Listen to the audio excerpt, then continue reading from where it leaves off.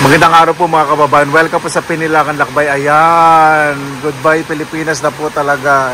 Isang blessing po. Medyo maulan po ngayon. Ngayon po mag-iimpake na po ako. Papaalam po sa aking mga magulang. Siguradong ay nako, ganyan po talaga ang buhay.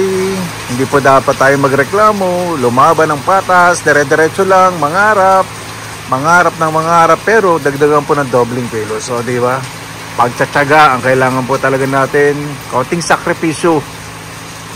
Iba po talaga, sobrang sakripisyo, pero binibigay po talaga ng Panginoon sa mga tao po talaga na sasakripisyo. Mga biyaya, minsan hindi nila hiniling at dumarating sa tulad ko po na marami pong bagay na binigay po sa akin ng Panginoon na hindi ko po hinihiling.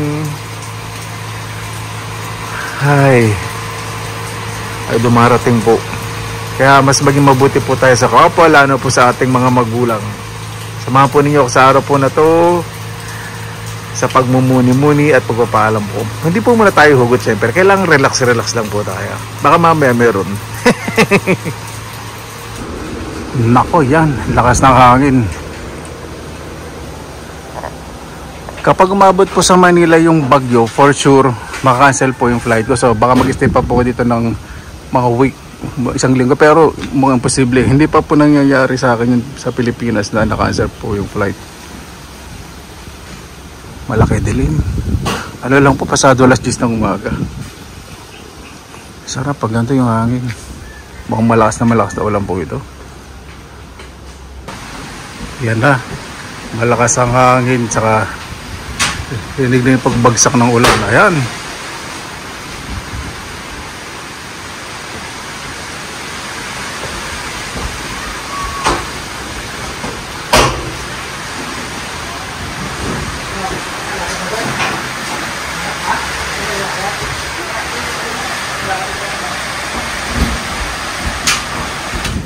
Ayan po, lakas ang hangin ako. Ayaw kong gumilid kasi wala pa pong support itong balkon. Naglinis po ako hapon, kaya malinis po yung bakurang ko.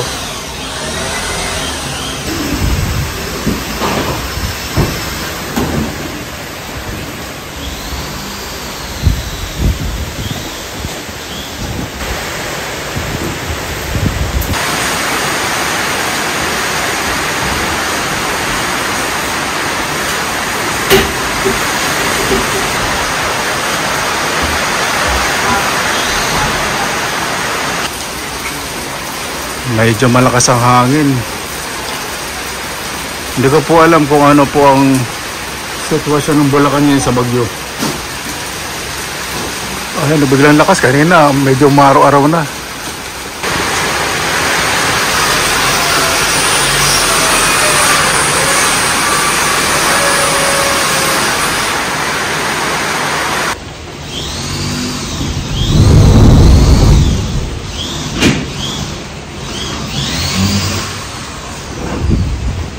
Walang kabalan.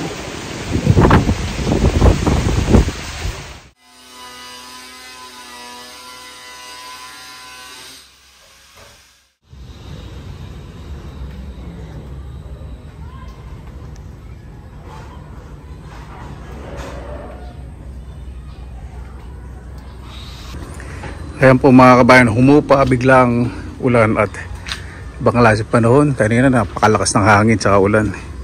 Pero buwan po ng July sa August minsan nag-high tide po dito sa amin. Maraming nahuhuling isda.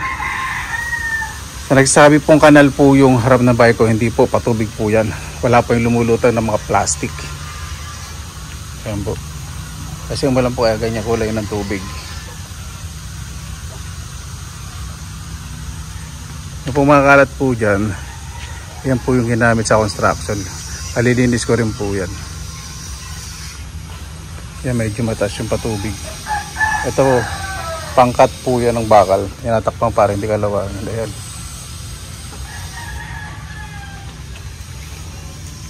Yan, mamaya marami ng huling isda po yung patanga. Ayan po. Hindi naman masyadong malakas ang agos. Okay naman. Hindi masyadong malakas. Parang ano, dahan-dahan siyang tumataas. Ayan. Malinis naman po rito at wala naman po problema. Normal po ito sa buwan ng July sa August. Kasi sunod-sunod po yung pag-ulan dito. Halos sa linggo wala pong tigil, kaya yan. Pero okay naman po yan. Advantage po nito, maraming isda pong mahuhuli.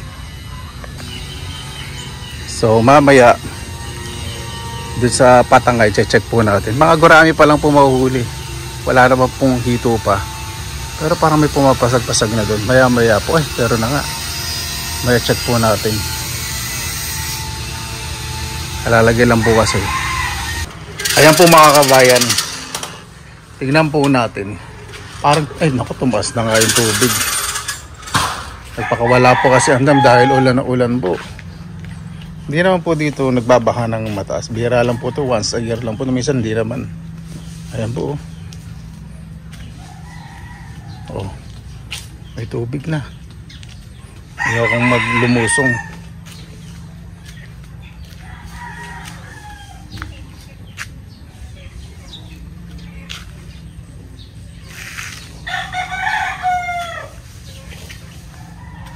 Ito yung nakakami, sayang, hindi ko naabutan. Hindi po nahinayang ko dahil baka ibig sabihin yung isda, marami pong mahuhuli ngayon. Naku, yung Patangay, lubog na naman yata. Sandali, iaangat ko yung dulo, baka malunod yung mga isda. Yan. Ako nga, angat ko muna kasi totoo po yung mga gurami dito, may ibabaw po yung bibig niya para makuha yung oxygen.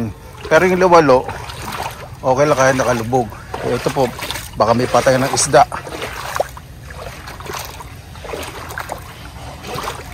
Angat ko po muna yung Patangay. Ito yung katulad po ng gurami. Ayun naghihingalo. Ayan. Yung mga huli naman. Kaya lang, ko muna dito. Ayan. Hindi masyadong lubog.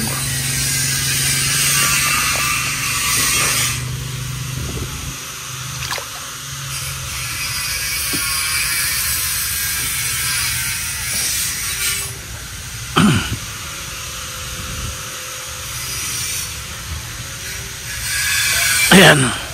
Okay na yan. Sabi ko hindi ako lulusong.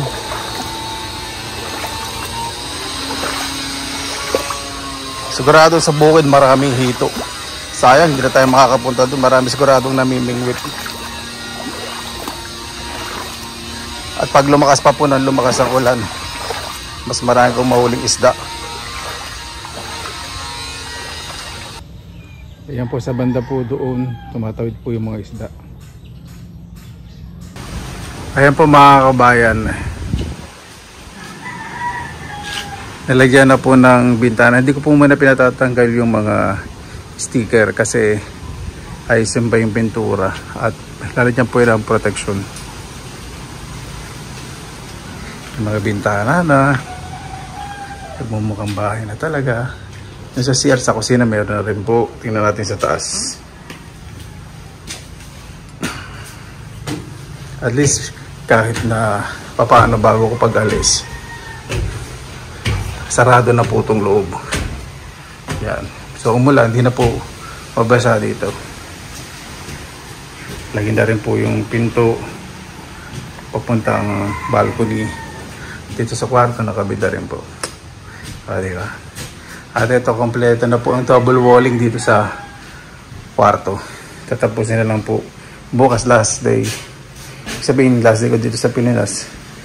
Ito, at dire-diretso pa rin po yung gagawa po rito. Ay, salamat sa Panginoon. Grabe po ang ulan. Tapos na po yung mga gumagawa. Ang lakas din ng hangin.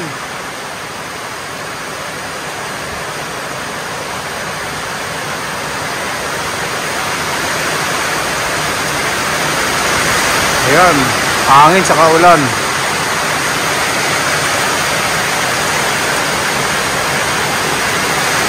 Grabe, lakas.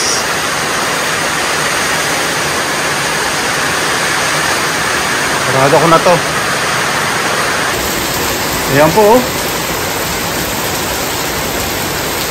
Lakas ng ulan.